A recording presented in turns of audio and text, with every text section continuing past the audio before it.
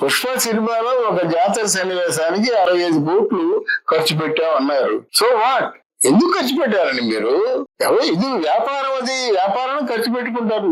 Decent గా ఉంటుంది, బంగారు తొడుగులు ఉంటాయి, షోరూము, అందులో వచ్చినట్టు కూల్ డ్రింక్ ఇస్తారు. ఎందుకు ఇస్తారండి మీరు కూల్ డ్రింక్?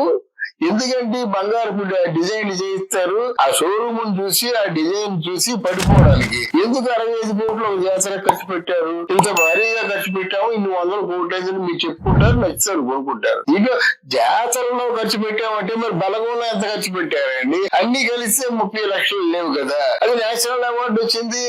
మీరు ఎప్పుడు ఖర్చు పారామీటర్ కాదు, ఎంత ఉన్నతంగా సినిమా ఉంది, ఎంత ప్రేక్షకుడికి నచ్చింది, జనరంజకంగా సినిమా ఉందా లేదా అనేది కావాలి. కానీ సారీ, ఆ సినిమాలో ఆ సుకుమార్ గారు డైరెక్ట్ ఉంటే నేను ఒక టెక్నీషియన్ గా డైరెక్ట్ గా చెప్తున్నాను, సినిమాలో ఉన్న విషయాన్ని మనం గమనించాలి. ఇప్పుడు అమరన్ సినిమా వచ్చింది, దానికి ఎంత ఖర్చు పెట్టారు? ఈ రోజు ఎలా ఆడుతుంది? అది తమిళ సినిమా, శివకార్తికేయన్ పల్లవి ఎంత బాగా చేయించుకున్నాడు డైరెక్ట్.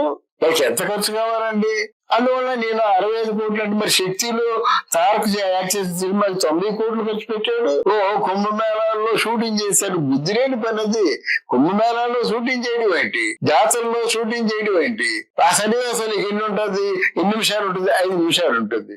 5 నిమిషాల కోసం 65 కోట్లు ఖర్చు పెట్టేస్తావా? అంటే ఇలా ప్రశ్నించినట్టయితే వాళ్ళకి తెలుస్తుందని ప్రశ్నిస్తున్నాను.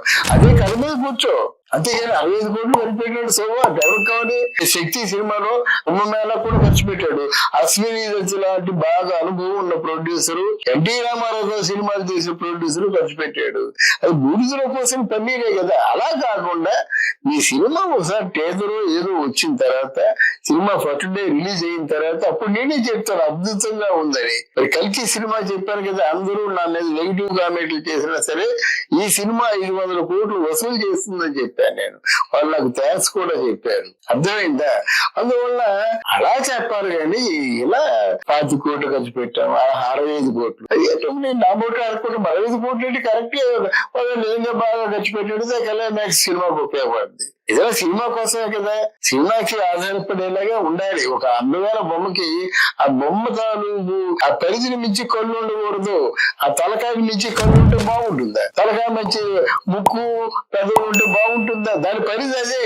అలాగే ఈ సినిమా కూడా పుష్ప 2 కూడా పారామీటర్ ఉంటుందండి. వాళ్ళు మనం తెలుసుకోలేం, కానీ ఏ రేంజ్కి వెళ్ళి అందుకోవాలనే విషయం మనం తెలుసుకోలేము. అలా అందుకోగలుగుతున్నాడు కాబట్టి రాజమౌళి గొప్ప డైరెక్టర్. అది ముందుగానే ఎవరు కూడా సినిమాల్ని హైప్ చేస్తే ఏమవుతుందంటే, ఏమాత్రం మీరు ఇచ్చిన ఒక హోప్ కి, మీరు ఇచ్చినటువంటి ఒక భరోసాకి తక్కువైనా సరే నష్టపోయేది మీరే. అలాగే మనకి దేవర సినిమాలో నష్టపోయారు. ఆ తారక్ ఎప్పుడు కూడా అలాగా అనాలోచితంగా మాట్లాడు. ఏమన్నాడు? నా అభిమానులందరూ ఇది అతిశయోక్తి కాదనుకుంటే కాలం ఎగరేసి చూస్తారన్నారు. అసలు సినిమా ఓటీటీ డిజాస్టర్ అంటే నేను బాధపడ్డా. మంచి అబ్బాయి, మంచి ఆర్టిస్ట్. అలాగా లేనిపోని ఆశలు కల్పించవద్దు. సినిమా మీరు మాట్లాడద్దు, సినిమాను మాట్లాడినవ్వండి. ఇదే నా కోరిక. Thank you.